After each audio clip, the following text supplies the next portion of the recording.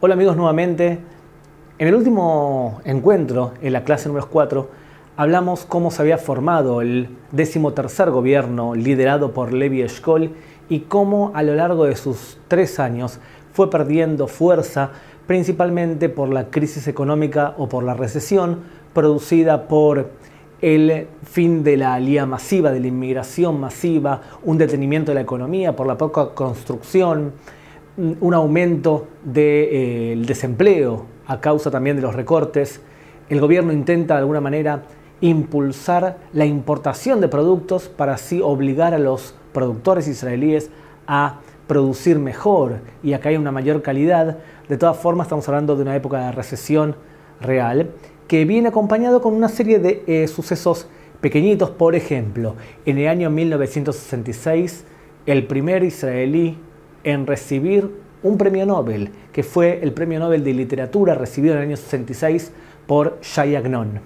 Un año antes, en el año 65, el gobierno de Israel decide terminar con el gobierno militar para los pobladores árabes israelíes.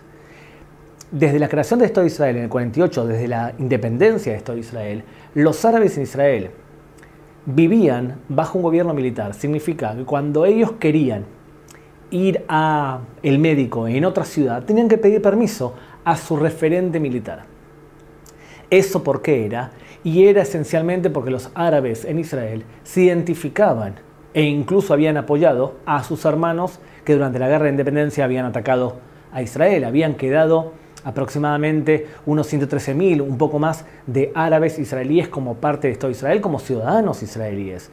Sin embargo, ellos eran vistos por Israel como un peligro inminente, ya que pertenecían al pueblo que había estado en guerra con Israel.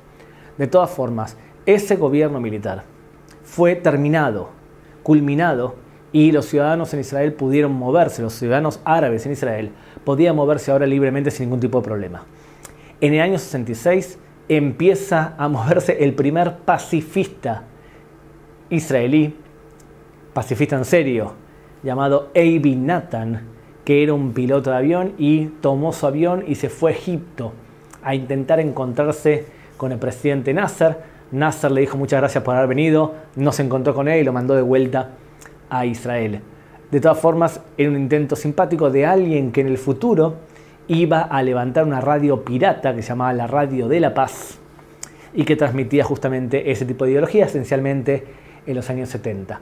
De todas formas, dijimos que el gobierno 13º de Levi Eshkol fue perdiendo fuerza y popularidad.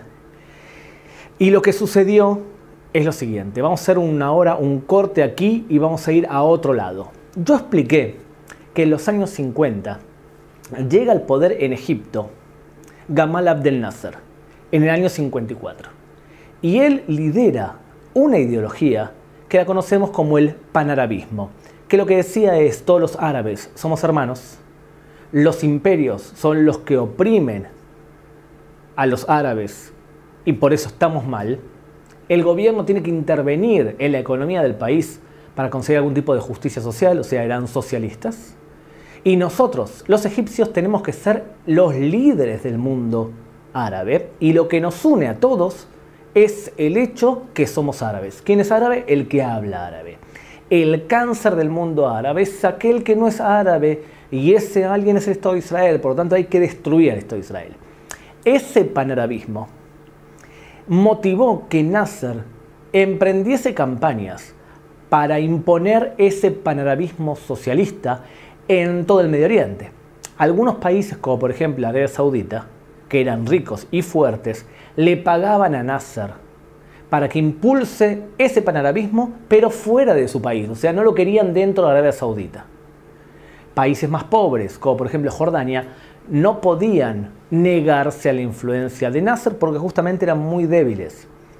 Ese tipo de ideología llegó al punto de crear un Estado que uniese a Egipto con Siria. Y de hecho en el año 1958 se crea un Estado así. Hoy nos resulta ridículo. Egipto y Siria, un solo Estado, sí.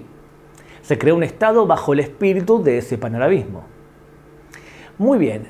Otra cosa que contamos fue que los israelíes estaban desarrollando el Mobil Artzi, que es las cañerías nacionales que llevan agua desde el norte hacia el sur para permitir la agricultura en todo país y que la gente tenga agua.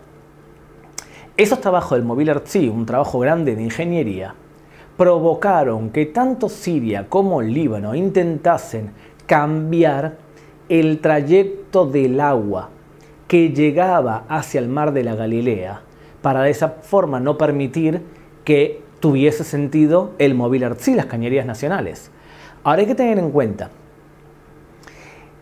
Siria, a diferencia de Egipto, que ya había perdido guerras con Israel, no se sentía tan amedrentada por Israel. ¿Por qué? Siria se había quedado incluso con terrenos, como vemos en este mapa, que tenían que haber sido parte de Israel, que formaban parte del mandato británico de Palestina y que formaban parte también del terreno que deberían recibir los judíos tras la partición de la ONU del año 47. O sea, estos terrenos tenían que ser parte de Israel y sin embargo estaban en manos de Siria. Siria no había tampoco sido derrotada en la guerra del 56. En esa guerra Siria no participó. Entonces lo que vemos es que los sirios estaban más envalentonados de los egipcios. Cuando en el año 61 Siria y Líbano intentaron modificar el cauce de los ríos que llegaban al mar de Galilea, Israel lo que hizo fue atacar a Siria y el Líbano. Y ellos pidieron socorro a su patrón ideológico, o sea, Egipto. Pero Egipto lo que le decía a los sirios es: no ha llegado el momento todavía de entrar a una guerra. Y más adelante lo que van a hacer es decirle nuevamente a los sirios que hasta que el mundo árabe no contase con una superioridad militar suficiente, no podíamos salir a una guerra. O sea, en resumen, Egipto era el portavoz panarábigo. Pero sin embargo, Egipto sabía perfectamente que Israel tenía un potencial militar superior al del mundo árabe circundante a Israel y por lo tanto no tenía sentido enfrentarse en una guerra abierta. Por otro lado, Siria no se sentía tan amedrentada, principalmente porque no había sufrido ellos las guerras y las pérdidas que habían sufrido los egipcios o incluso los jordanos. Llegamos entonces al año 1965 y lo que ocurre es que los sirios empiezan a atacar con fuego de artillería a los que trabajaban en el Mobil Artzi, en las cañerías nacionales, a los israelíes que había ahí. La aviación israelí levanta vuelo y destruye los equipos militares sirios. Y lo que sucede con Siria es que otra vez pide socorro a Egipto. Una breve pausa. ¿Ven este edificio que para mi gusto no es especialmente hermoso? Es el edificio de la Knesset de Israel hoy. Se inauguró en el año 1966. Antes, el Parlamento israelí se ubicaba en el centro de Jerusalén, en la casa Frumin, la fábrica Frumin de galletitas. Ahí estaba el Parlamento israelí antes de esto, pero era un edificio especialmente incómodo. Este edificio no es de los más bonitos que tenemos en Jerusalén, en lo que se conoce como la ciudadela de gobierno, donde están los edificios gubernamentales, como este, o la Suprema Corte de Justicia, o el Ministerio de Relaciones Exteriores, o la Oficina del Primer Ministro. Están todos juntitos al lado del Museo de Israel. De todas formas, inauguración, año 1966. Volvamos entonces a lo que estábamos diciendo. Dijimos, año 1965, enfrentamiento entre Israel y la artillería siria con superioridad total de Israel. El día 7 de abril de 1967 ocurre un hecho trascendental. Artillería siria vuelve a abrir fuego y la aviación israelí sale al encuentro de la aviación siria y derriba 6 aviones sirios de fabricación rusa. Todos los aviones israelíes volvieron a sus bases sin ningún problema. El problema era que unos meses antes, en 1966, Egipto había firmado un acuerdo formal con Siria por el cual si alguno de los dos países era atacado por Israel, el otro país estaba obligado a salir en la defensa del agredido. En otras palabras, Egipto tenía que hacer algo para defender a su aliado Siria cuando la aviación israelí derriba a 6 aviones sirios.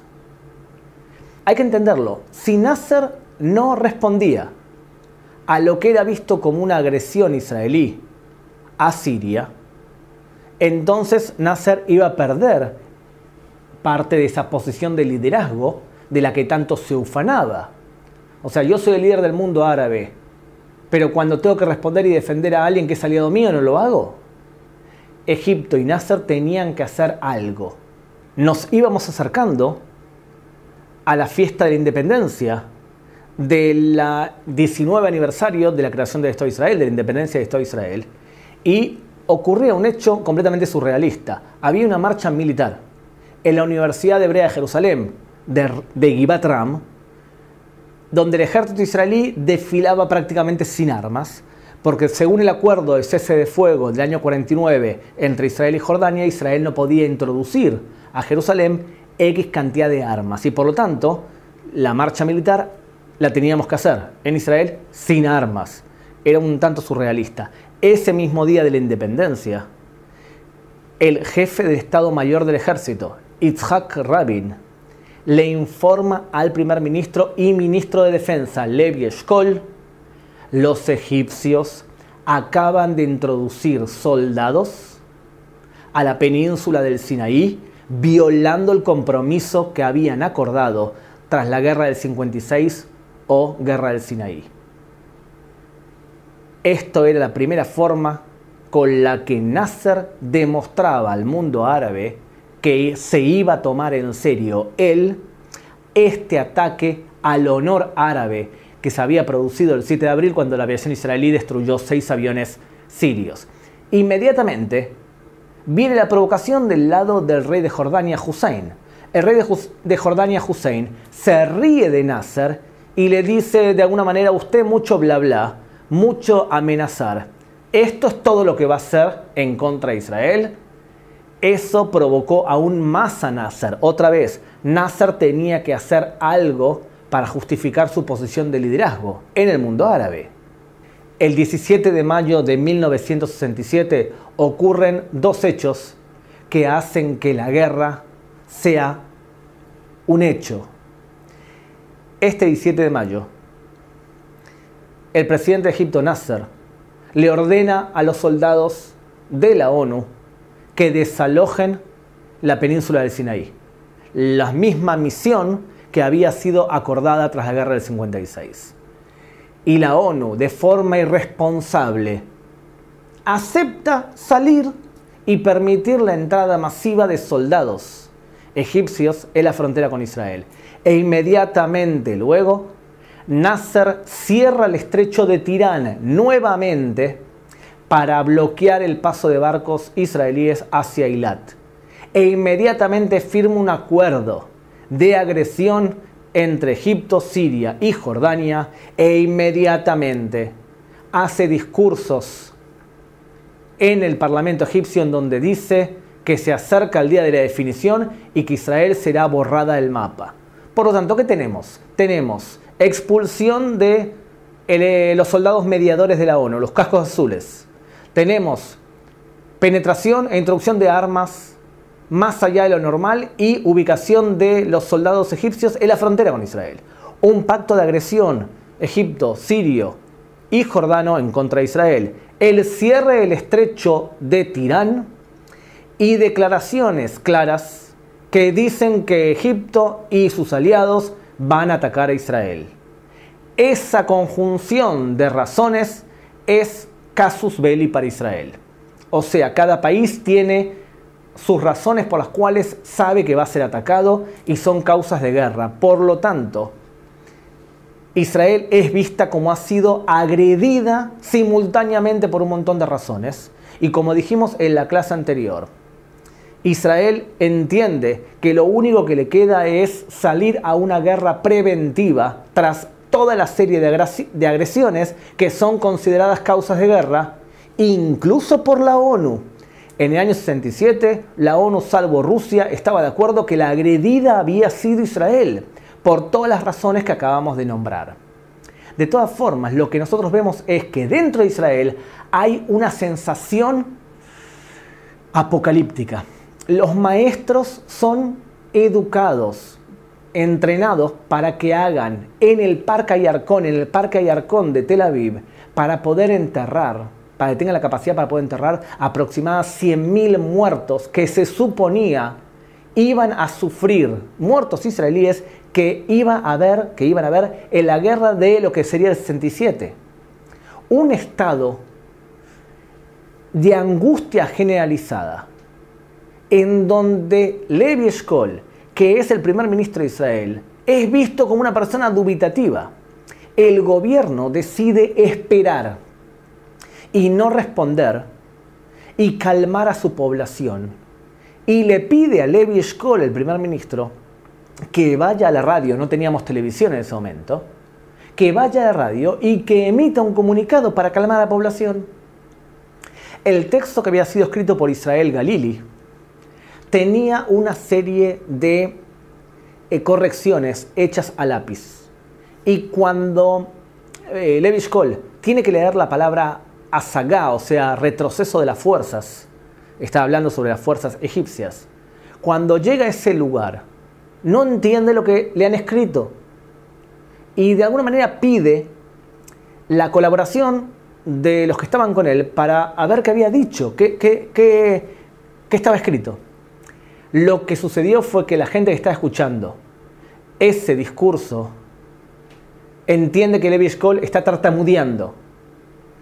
Y si la angustia del país era total y la gente estaba siendo entrenada para enterrar miles de muertos, y encima el primer ministro de Israel habla como habla, la presión popular para que Levi Eshkol sea cambiado es enorme. El público pide que el ministro de Defensa no sea Levi Eshkol, sino que él exige nombrar al héroe de la guerra del 56, Moshe Dayan, como ministro de Defensa, nombramiento que se produce 2 días antes de la guerra. Entonces, ¿quién fue el que preparó el ejército para la guerra del 67? Levi Eshkol, el ministro de Defensa, hasta 2 días antes de la guerra. La presión popular hace que nombren a Moshe Dayan de Rafi como ministro de Defensa. Y Levi Eshkol, teniendo en cuenta la situación, lo que hace un gobierno de unidad nacional, en donde también llama a Menachem Begin del partido Gajal a formar parte de su gobierno como ministro sin cartera, y como acabo de decir, también llama a Moshe Dayan como ministro de Defensa. Para Menachem Begin era otra forma de recibir legitimidad para algún día ser primer ministro. Para Rafi, el partido de Ben Gurión y de Moshe Dayan, era la posibilidad del volver al gobierno en época de crisis. Menachem Begin incluso propuso que Levi Eshkol renunciase para nombrar a David Ben Gurión como primer ministro. El gobierno tiene que decidir qué hacer. El jefe del Estado Mayor, Yitzhak Rabin, va hacia Sde Boker para pedirle a Ben Gurión que le aconsejase qué es lo más acorde, qué se debe hacer ante la presente crisis. Y lo que sucede con Ben Gurión es que Ben Gurión le dice a Rabin no salir a una guerra solos, sino salir a una guerra acompañado de las potencias. David Ben Gurión estaba copiando el patrón de conducta que él mismo había adoptado en la guerra del 56, desconfiando de alguna manera que el ejército israelí podía hacer frente a una guerra contra 3 ejércitos posibles y fuertes: Egipto, Siria y Jordania. El ministro de Amizrahi, Amafdal, el ministro Shapira, el mismo partido que hoy es considerado como muy de derecha en Israel, liderado por Naftali Bennett, en ese momento con una postura mucho más moderada. El ministro Shapira va más lejos todavía, y lo que le dice a Rabin es que de ninguna manera salga la guerra, que él es el responsable de la muerte, va a ser responsable de la muerte enorme que va a ocurrir en Israel y que tiene que actuar con más moderación. Yitzhak Rabin entra en un estado de presión tal que empieza a fumar y se encierra en su casa durante 24 horas y llama al jefe de la aviación, Ezer Weizman, y le cuenta todos sus dramas. Ezer Weizman, cuando termine esta guerra, va a entrar al partido Gahal. Él tenía ideas de la derecha y se enrola al partido Gahal.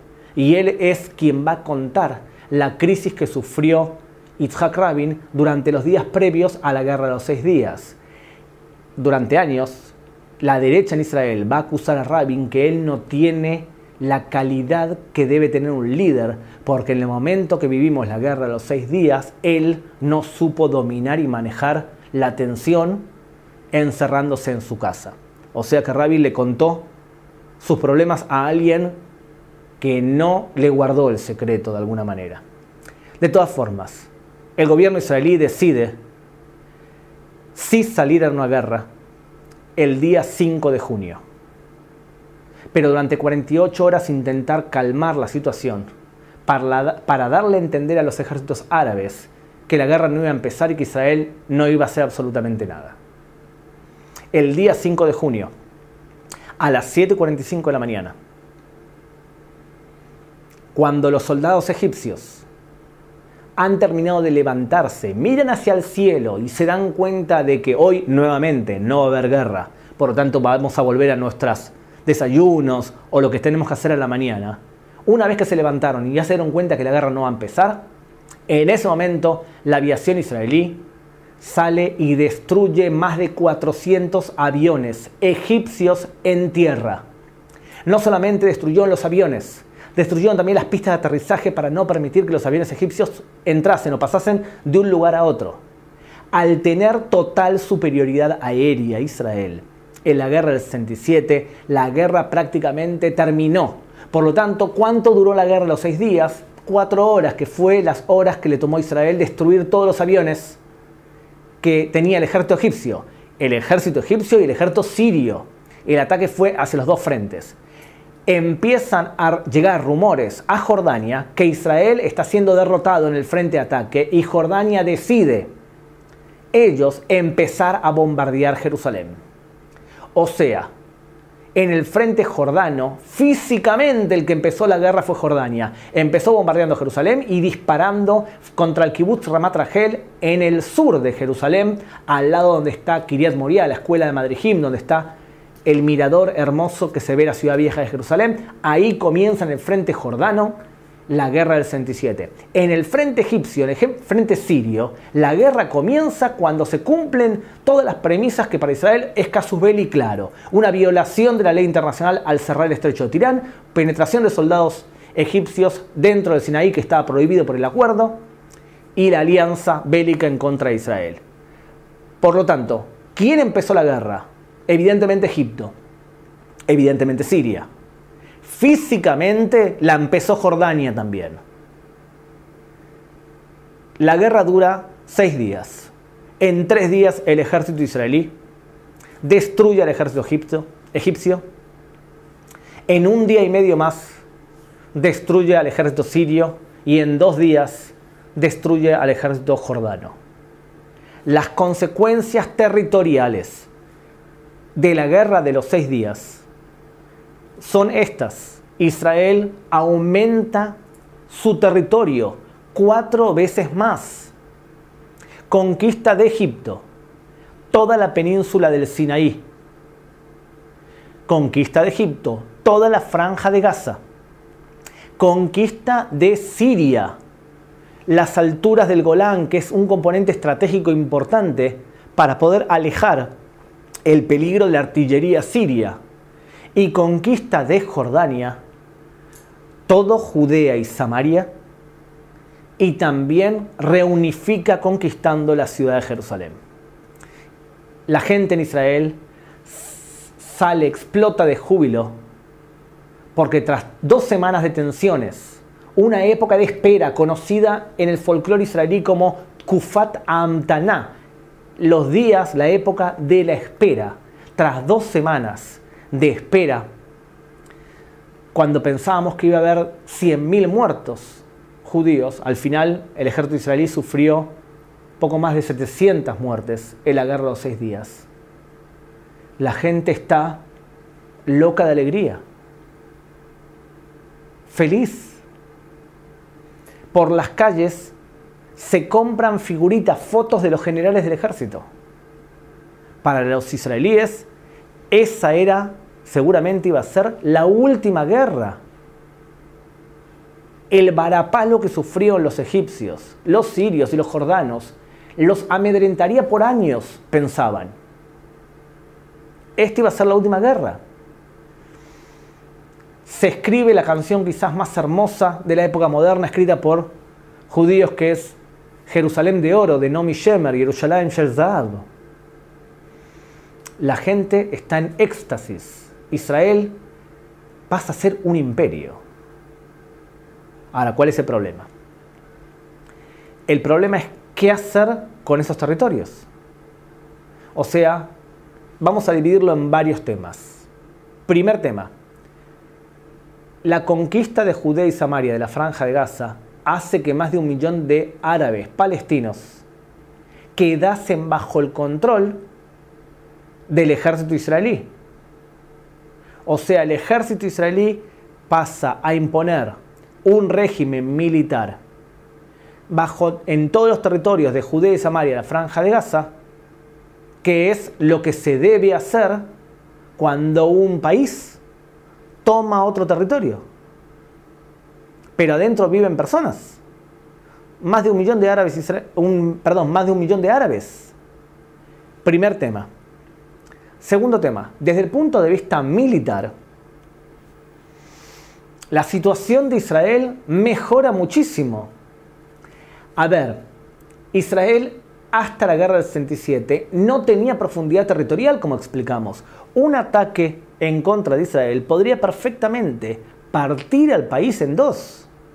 Fíjense la distancia que tenemos entre Tulcán y Minatania, 14 kilómetros.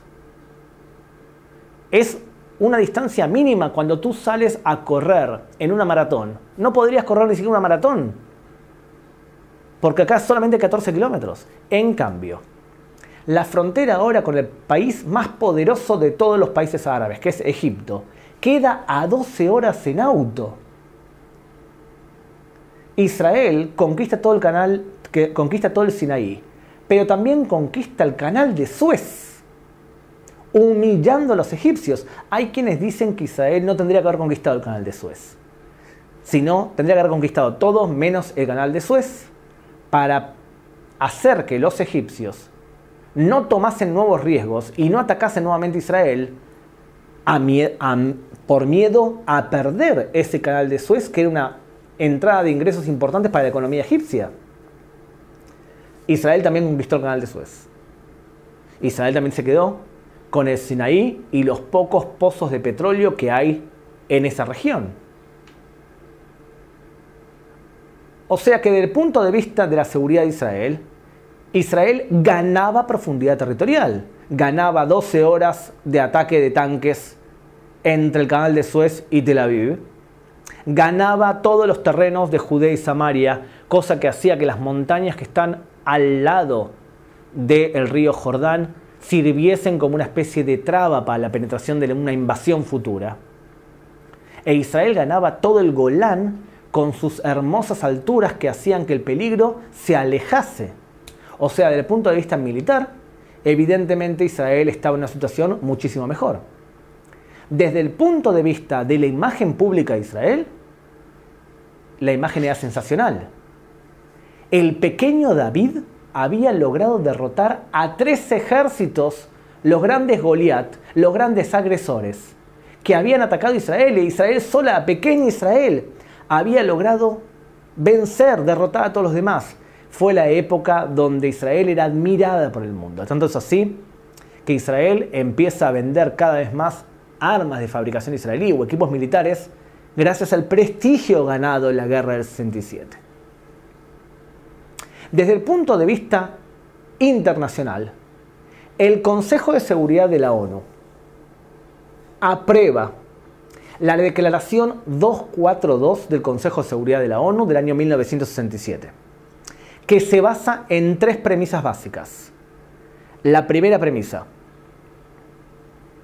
Israel debe retirarse de territorios conquistados en la guerra del 67.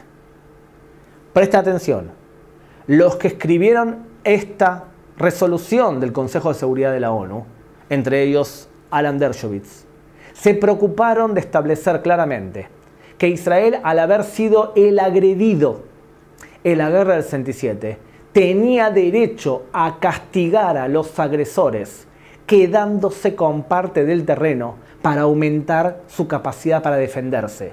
Debido a que era imposible defender a Israel con las fronteras o la línea de cese de fuego del 67, y teniendo en cuenta que no había habido nunca un Estado árabe palestino, sino que los territorios de Judea y Samaria habían sido anexados ilegalmente y nadie lo reconoció a Jordania, salvo Gran Bretaña y Pakistán, esos terrenos no eran terrenos de nadie, no pertenecían a ningún Estado, y por lo tanto tenía derecho Israel a hacer retoques fronterizos cuando no había una frontera. O sea, no había una frontera, había una línea de cese de fuego, conocida como la línea verde, entre Israel y Jordania, establecida en el armisticio del año 1949.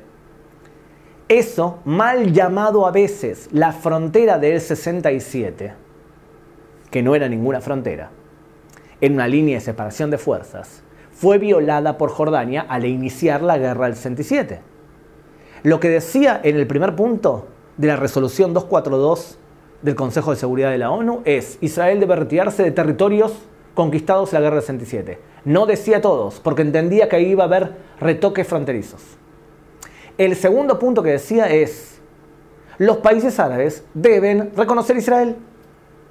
Y lo tercero que enuncian y que se aprueba en la resolución 242 del Consejo de Seguridad de la ONU es solución al problema de los refugiados palestinos. Y acá entramos en un problema, porque la pregunta es: ¿cuántos refugiados palestinos hay? Refugiados son aquellas personas que se fueron o fueron expulsadas de una zona de guerra y que no recibieron ciudadanía de otro país, de la guerra del 48 en el caso de los palestinos, o de la guerra del 67 que acabamos de contar. Refugiados no son los hijos y los nietos y los bisnietos de estas mismas personas, ni tampoco otra persona que recibió ciudadanía de otro país. Por lo tanto, ¿cuántos refugiados hay? Y unos cuantos miles de personas. Y usted se podría preguntar: ¿y por qué Israel, para llegar a un acuerdo, no les permite regresar hacia el interior de Israel? Primero, que no es una obligación. Refugiados en el mundo, todas las guerras han tenido refugiados. Todas. Fíjense lo que está pasando ahora en Siria. Todas tienen refugiados. No todos los refugiados han vuelto a sus lugares.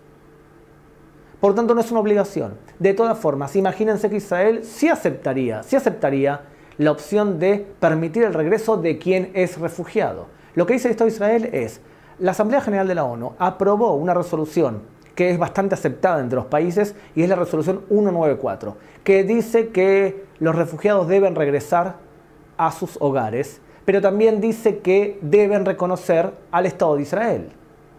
Cuando una persona dice que Israel debe cumplir la 194 de la Asamblea General de la ONU, en general se olvida de la segunda parte de la declaración. Y la segunda parte dice que tienen que reconocer a Israel.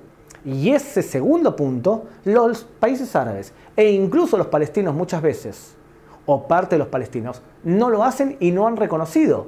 Por lo tanto, según la 242, la resolución 242 del Consejo de Seguridad de la ONU, ¿tiene que haber una solución a los refugiados palestinos? Sí. ¿Tiene que haber un regreso? No es obligatorio. ¿Cuántos son los refugiados? Unos cuantos miles que aún siguen vivos. Si los estados árabes y los palestinos reconociesen a Israel, se podría hablar del tema, cumpliendo una de las dos premisas de la Declaración 194 de la Asamblea General de la ONU. Eso fue lo que ocurrió a nivel internacional. La resolución 242 del Consejo de Seguridad de la ONU, que es una base importantísima para llegar a un acuerdo entre los árabes, en este caso los palestinos, y los israelíes. En el año 2016, antes de irse el presidente Obama, el Consejo de Seguridad destruyó o intentó destruir la declaración 242, que fue aceptada por Israel y por los países árabes, imponiendo otra declaración que decía que donde no habían fronteras, o sea, la línea verde, la línea de cese de fuego de la guerra del 49, donde no habían fronteras, es una frontera.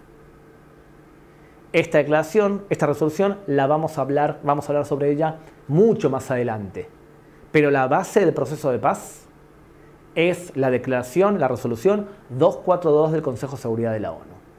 En el mundo árabe y en el mundo judío dentro de Israel, se hace la siguiente pregunta: ¿qué sucede a partir de ahora? ¿Qué hacemos con los territorios?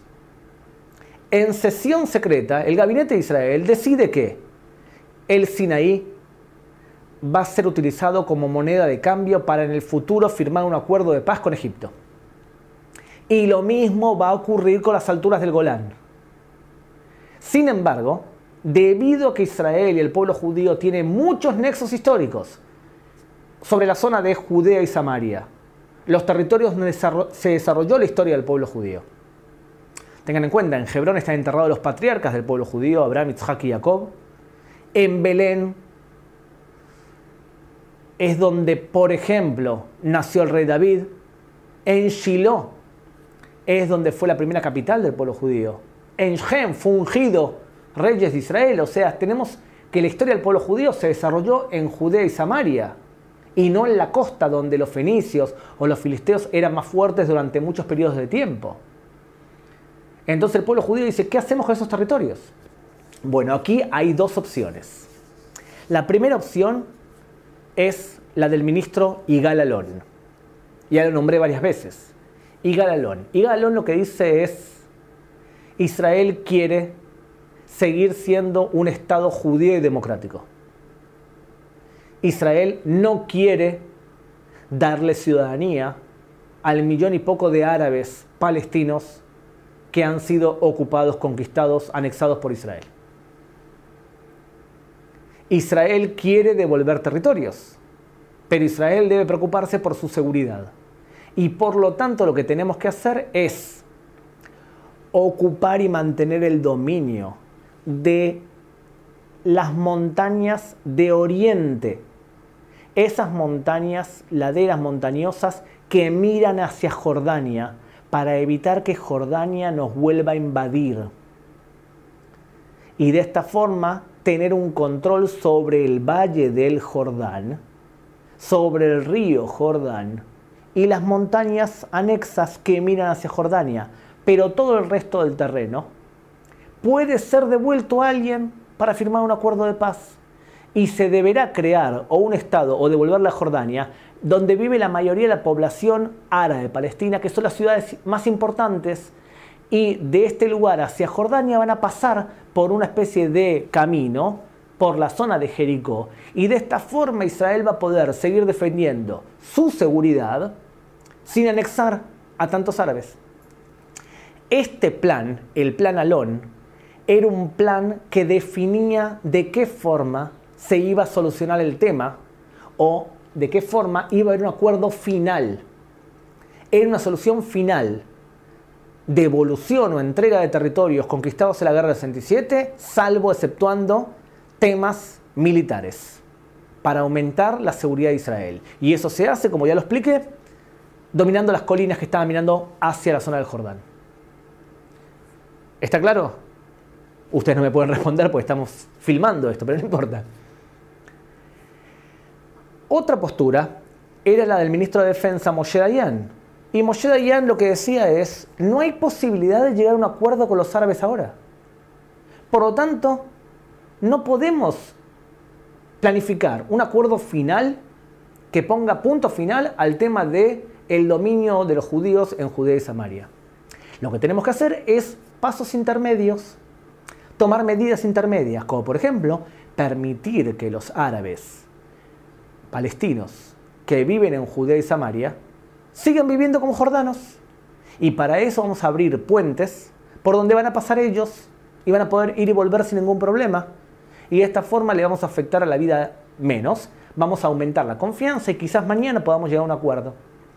Lo que vemos es dos posturas. Una postura que dice se puede llegar a un acuerdo final y otra postura que dice no hay posibilidad de llegar a un acuerdo final, hay que tomar pasos intermedios. Siempre desde entonces, desde el 67 hasta el día de hoy, los gobiernos de Israel han tenido exponentes que han dicho se debe y se puede llegar a un acuerdo final, como por ejemplo Ehud Barak o quizás Avigdor Lieberman, y otras posturas que dicen no se puede llegar a un acuerdo intermedio, no se puede llegar a un acuerdo final, hay que llegar a un acuerdo intermedio por pasos, como por ejemplo Yitzhak Rabin en Oslo, o como por ejemplo Bogi Alon, el ex ministro de Defensa, que explica que hoy no están dadas las condiciones de ninguna manera para poder llegar a un acuerdo final. O sea, no importa, no es que tiene que ver con un partido político. Siempre ahora hay dos posturas. Los que ven la posibilidad de llegar a un acuerdo final y los que piensan que ahora no y hay que hacer acuerdos intermedios. Fíjense a lo largo de toda la historia de las propuestas de paz que siempre vamos a tener posturas de un lado o de otra. O sea que tenemos el plan Alon por un lado y el plan de Moshe Dayan. ¿Qué se hizo? Se hicieron los dos. O sea, el partido gobernante no aprobó oficialmente el plan Alon. Más aún, Yigal Alon rechazó este mapa que vemos acá, que fue publicado en el diario Foreign Office, como si fuese el mapa oficial del plan Alon. Pero el Partido Laborista, con sus distintos nombres, concebió el dominio de Judea y Samaria por parte de Israel en base al plan Alon. Y también va a poblar colonias judías en base al plan Alon.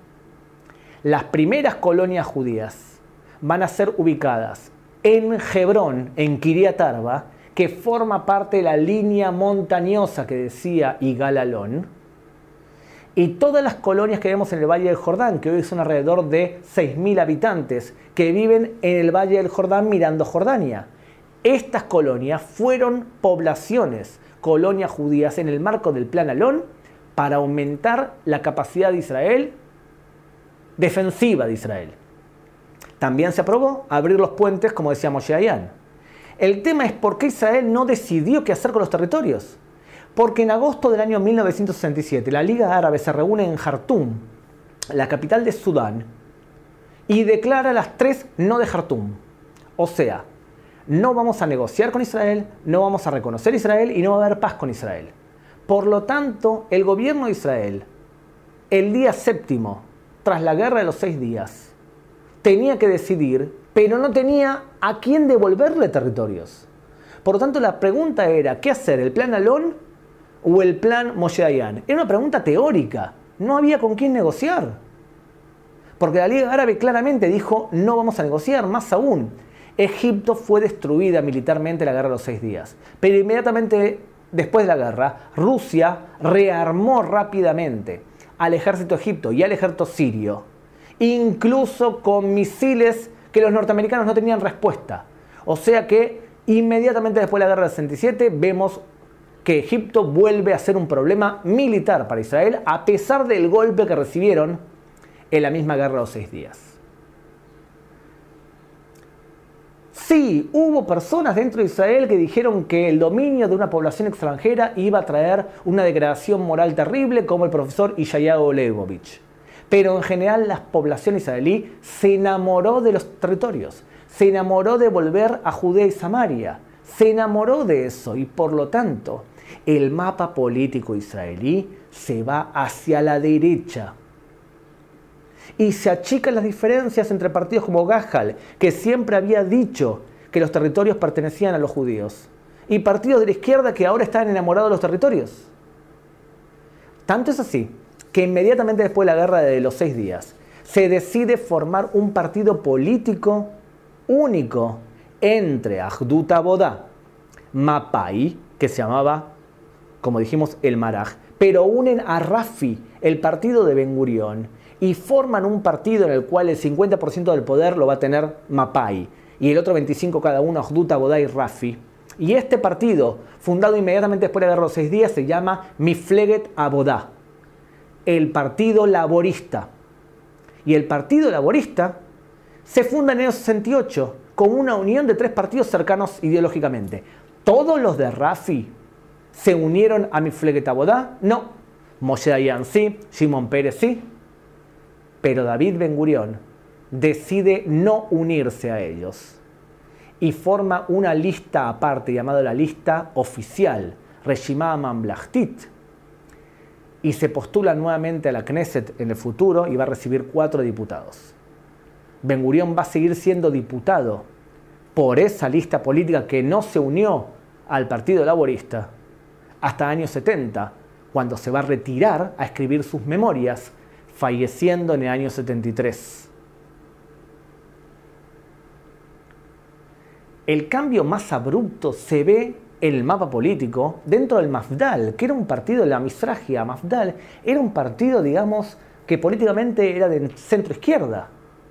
Sin embargo, después de la toma, dominio, captura, como lo quieran llamar, de Judea y Samaria, las capas más jóvenes del partido ven cómo la tierra prometida al pueblo judío vuelve a estar bajo dominio de los judíos.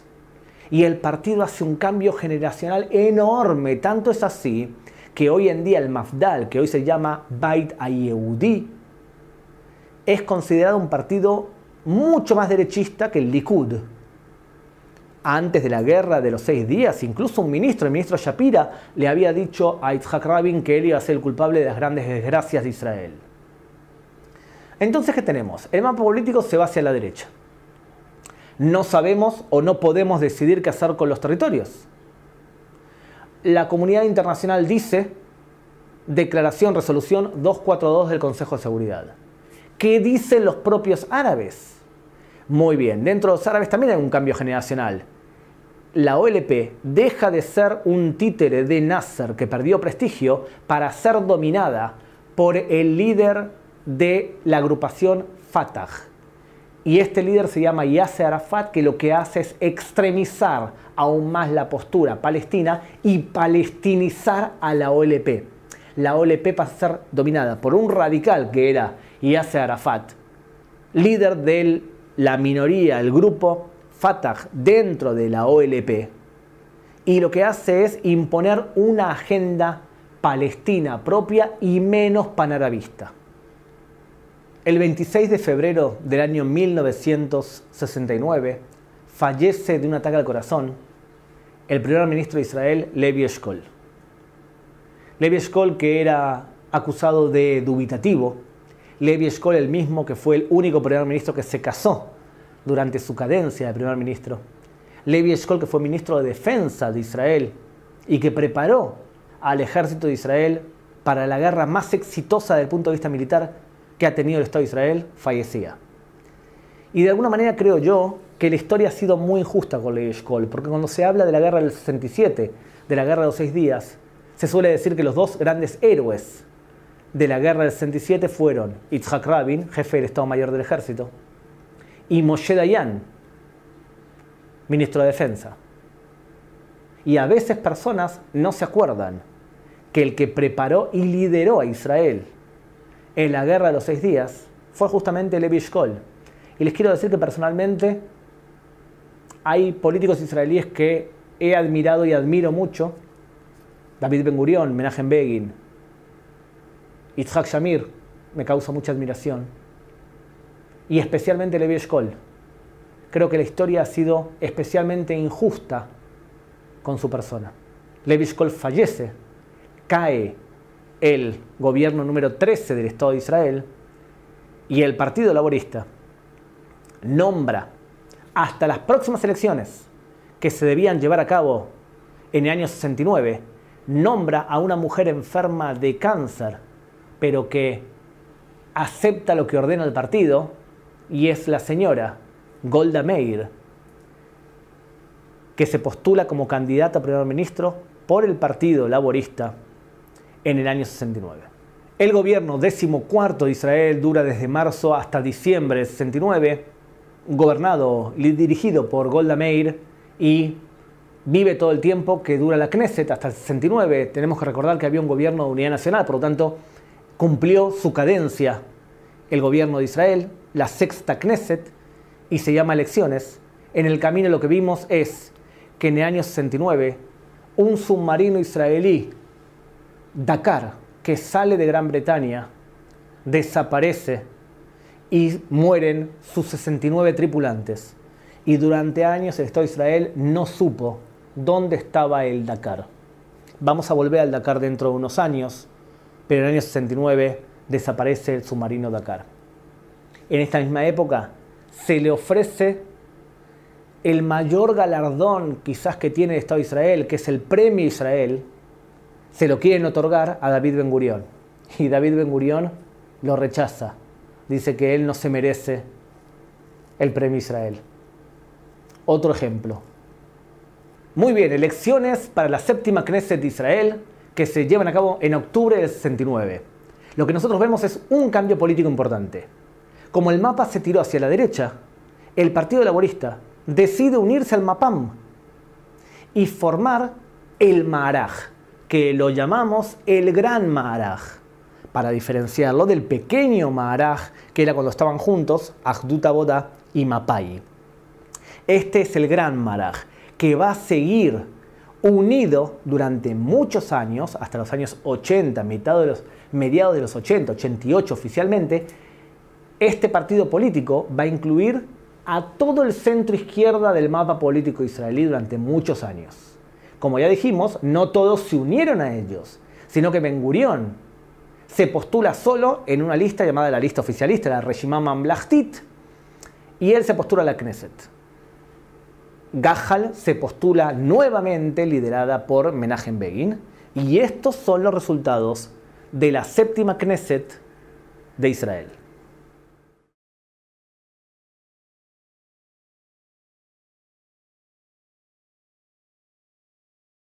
Los partidos que formaban el gobierno de unidad nacional que había enfrentado la guerra del 67 deciden continuar juntos y se forma un gobierno con 90 diputados llamado Gobierno Likud Nacional, de Unidad Nacional, en donde forman parte los mismos partidos que antes, que apoyaban a Golda Meir, incluyendo dentro, por ejemplo, Gahal, Menachem Begin y también Ezer Weizman como ministro.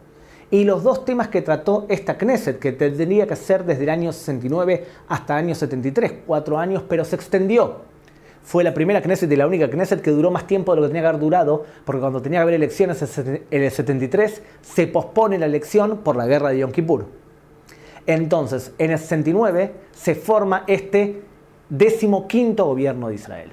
Y los temas que trataron fue, el primer tema importante, 3 temas de hecho.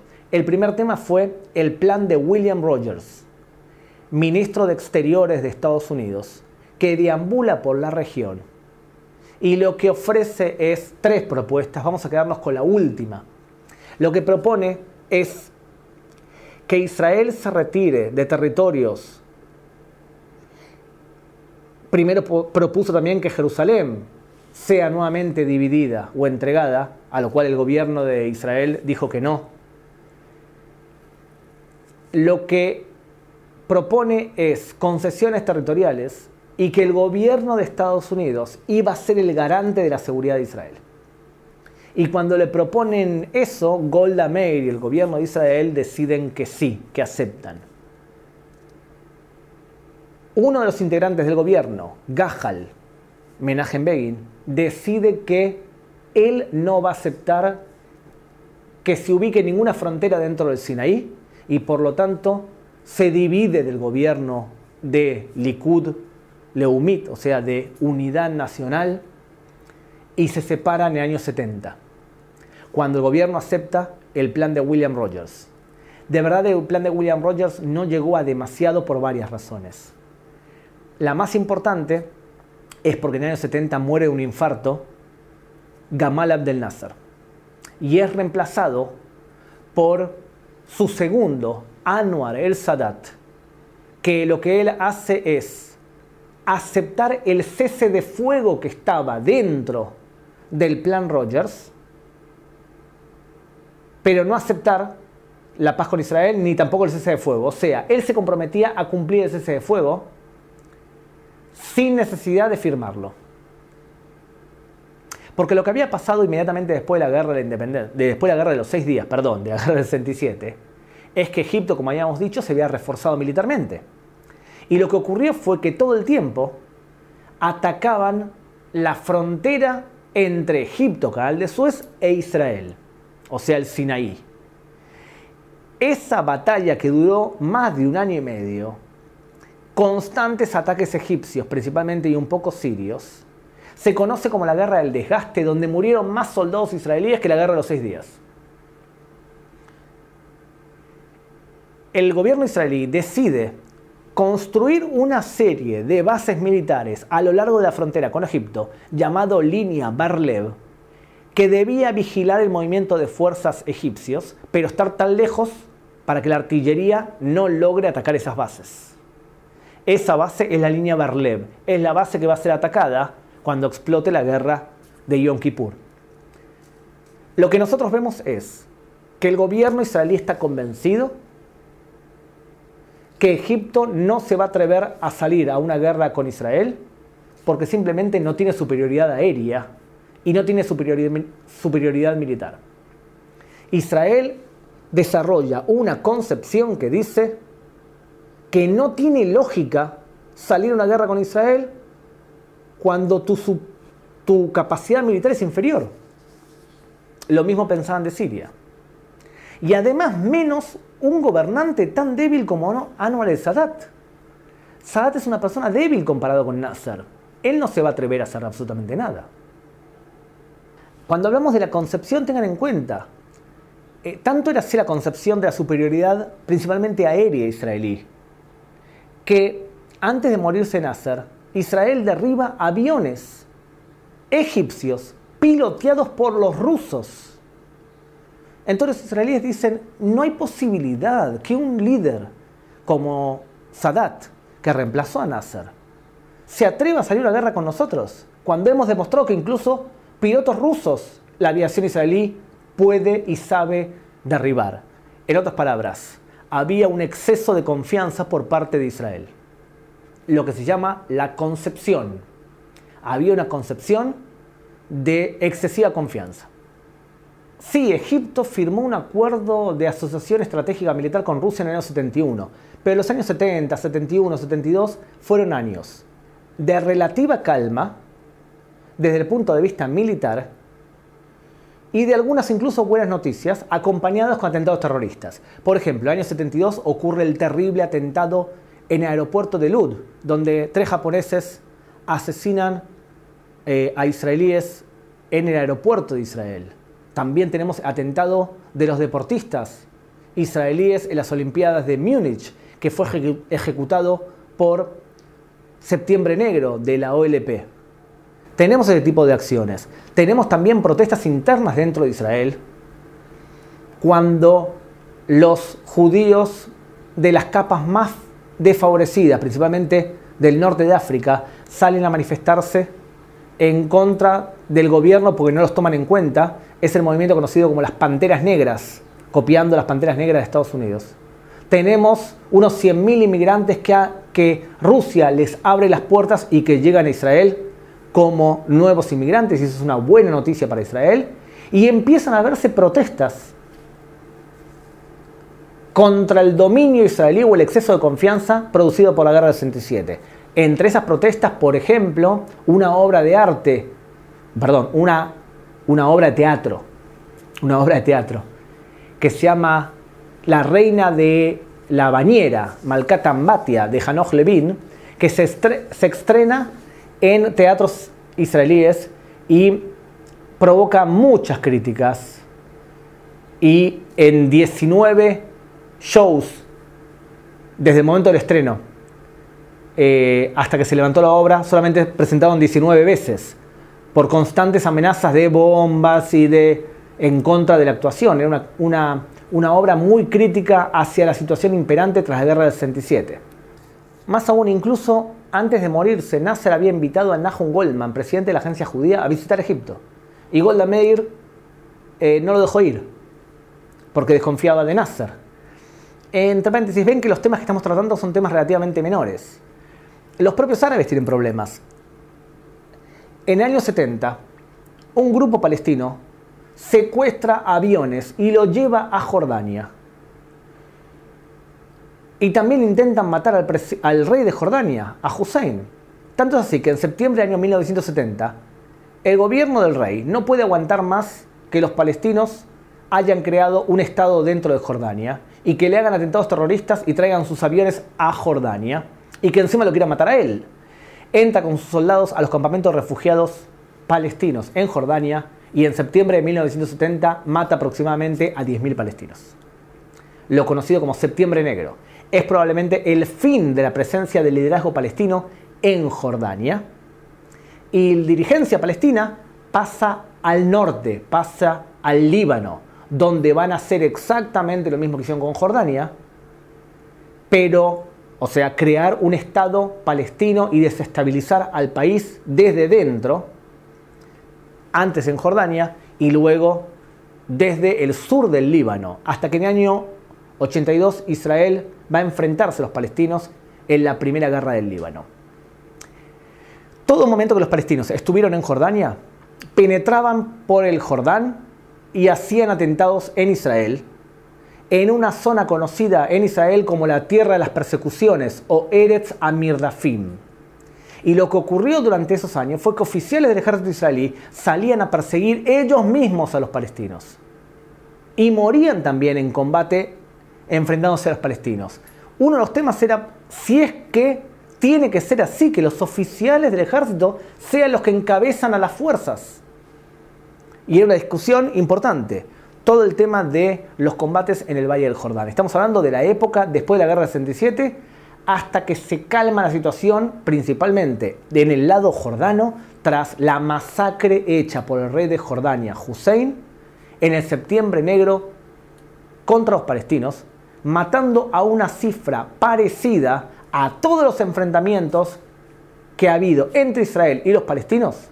Aproximadamente hablamos de alrededor de 13.000 muertos palestinos, matados por Israel incluso en defensa propia. Más o menos esa misma cantidad mató el rey de Jordania a los palestinos en Septiembre Negro. Se funda un grupo llamado Septiembre Negro, que son los autores de la masacre de los deportistas israelíes en las Olimpiadas de Múnich del año 1972. ¿Qué es lo que nosotros vemos? Vemos a un presidente sirio que lo que hace es dos cosas. Al asumir el gobierno, lo primero es limpiar a los políticos de su gobierno radicales que lo van a llevar a una guerra contra Israel cuando él no quiere.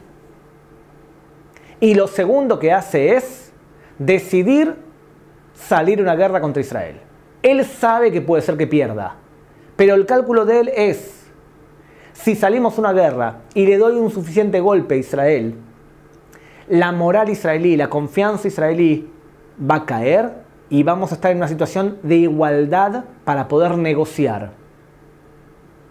Si yo no golpeo a Israel de esa forma, Israel no va a querer devolverme absolutamente nada, piensa Sadat.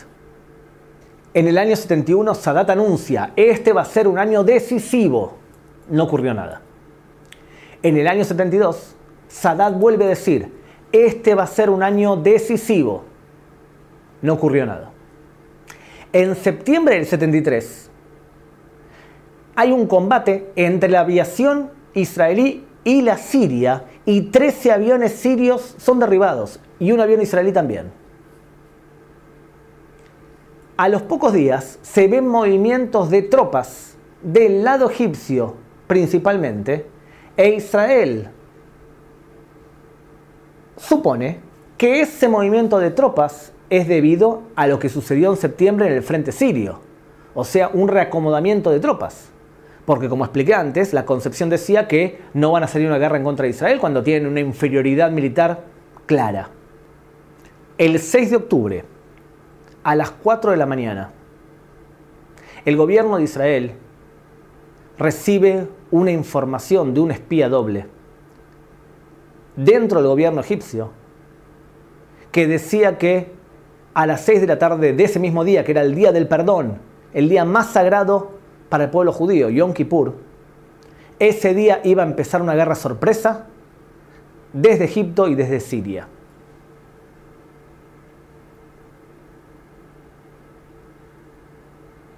¿Qué hacer? Moshe Dayan dice, hay que salir a una guerra preventiva. Golda Meir le dice, de ninguna manera. Porque si hacemos eso, nos van a acusar de nosotros provocar la guerra. Tenemos que aguantar el embate.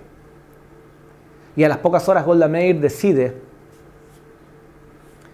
enrolar a los reservistas de Israel. A las 2 de la tarde de ese mismo Yom Kippur comienza la guerra de Yom Kippur del 6 de octubre de 1973. Una guerra donde Israel perdió más de 2.000 soldados. Ataque sorpresa contra la línea Bar-Lev del lado israelí, toma de prisioneros, ataque contra los puestos israelíes en las alturas del Golán, incluso toma del monte Hermón por parte de los sirios. E Israel tiene que enrolar a todos los soldados reservistas. Y por suerte, todos los soldados, debido a Yom Kippur, estaban en sus casas o en sus sinagogas. Y por teléfono se los enrola. Y por suerte, como Yom Kippur no se conduce, las rutas estaban libres para poder enrolar a la gente y que llegue a la frontera a defender y sacar el problema hacia afuera. Richard Nixon, presidente de Estados Unidos, le entrega un tren de armamento para Israel para poder ayudarla. E Israel sale a un contraataque que provoca que el ejército egipcio fue dañado y hasta destruido en algunos lugares. E Israel llegó hacia 100 kilómetros del Cairo, capital de Egipto. El gran héroe de la zona sur fue el general Ariel Sharon. Y también llegó a 40 kilómetros de Damasco. Desde el punto de vista militar, la guerra de Yom Kippur, Israel logró dar vuelta a la tortilla, ganar, triunfar militarmente. Pero sin embargo, desde el punto de vista emocional, fue un shock terrible. Había pasado Israel de la euforia de la guerra de los 6 días a la depresión de la guerra de Yom Kippur. ¿Cómo no nos dimos cuenta que nos iban a atacar? ¿Cómo fuimos tan confiados? ¿Por qué los servicios de inteligencia no lo entendieron? En la arena internacional, la ONU aprueba la resolución 338 del Consejo de Seguridad de la ONU, que lo que dice es cumplan la 242 y vamos a enviar a un mediador para ayudarlos a negociar. Israel no acepta esa resolución porque prefiere seguir avanzando militarmente, intentar dar un golpe a Egipto que sea más memorable. Y al final Israel, después de unas horas, decide aceptar la resolución 339 y cesa la guerra, termina la guerra de Yom Kippur. La resolución 242 y la resolución 338 es la base para las negociaciones entre israelíes y los países árabes y también entre israelíes y los palestinos. El gobierno de Golda Meir, formado después de las elecciones del 69, terminaba sus días en un estado de depresión generalizado y en el fin de la euforia de la guerra de los 6 días. Seguimos en la clase número 6, que es la próxima clase. Gracias.